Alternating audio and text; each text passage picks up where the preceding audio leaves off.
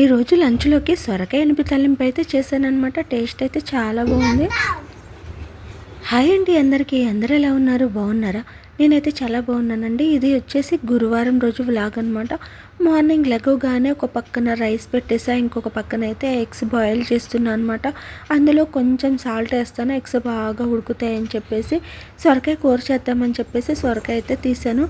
ఇంకా మా పిల్లలైతే, మా పెద్ద బాబు మెయిన్గా సొరకాయ కూర అయితే పేచి పెడతాడనమాట. అందుకని చెప్పేసి ఇలా ఎనిపి తాలింపులాగా చేసేస్తే పిల్లలు ఇష్టంగా తినేస్తారని చెప్పేసి ఇలా చేస్తున్నాను. దీనికైతే ముక్కలు మరీ చిన్నవి కూడా కొయ్యాల్సిన అవసరం లేదు. పని కూడా చాలా త్వరగా అయిపోయినట్టు ఉంటుంది. ఈ కూర చేసినప్పుడైతే నాకు టైం కూడా కొంచెం సేవ్ అయినట్టే ఉంటుందన్నమాట. ఎవరికైనా ప్రాసెస్ తెలియకపోతే ఒకసారి ఇలా ట్రై చేయండి.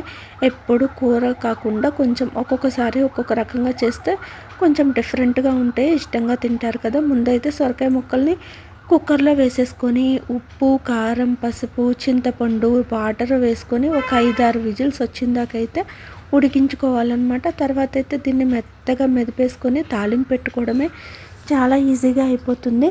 ఇంకా మతిమరుపు ఎలా ఉంటుందంటే, ముందైతే కరివేపాకు అస్సలు గుర్తురాదు, తాలింపు పెట్టిన తర్వాత గుర్తొస్తుంది అనమాట. కింద అయితే కరివేపాకు చెట్టు ఉంది, కాకపోతే తాలింపు పెట్టిన తర్వాత మళ్ళీ కిందకి దిగి పైకెక్కి కోసుకునేసరికి ఈ తాలింపు మొత్తం మాడిపోతుందని చెప్పేసి ఇంకా అలాగే వేసేసాను.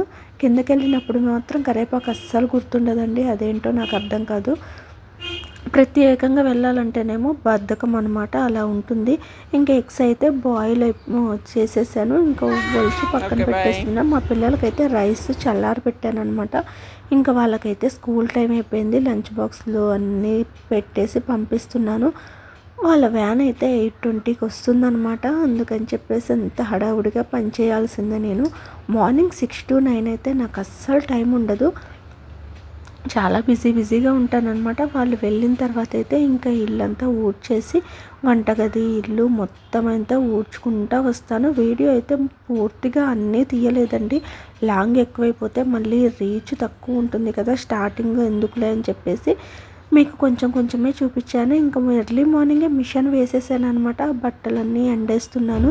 గాలి అయితే ఎంత గాలి తోలుతుందంటే బట్టలన్నీ కింద పడిపోతూ ఉన్నాయి. నేనైతే తర్వాత ఫ్రెష్ అయిపోయాను అనమాట. ఇంక ఇప్పుడైతే రోజు పూజ చేయను, కానీ ఇంట్లో తాబేలు ఉంటుందన్నమాట. దానికైతే మొత్తం వాటర్ పోసేసి పసుపు కుంకుమ వేసేసి నేనైతే టిఫిన్ చేస్తున్నాను.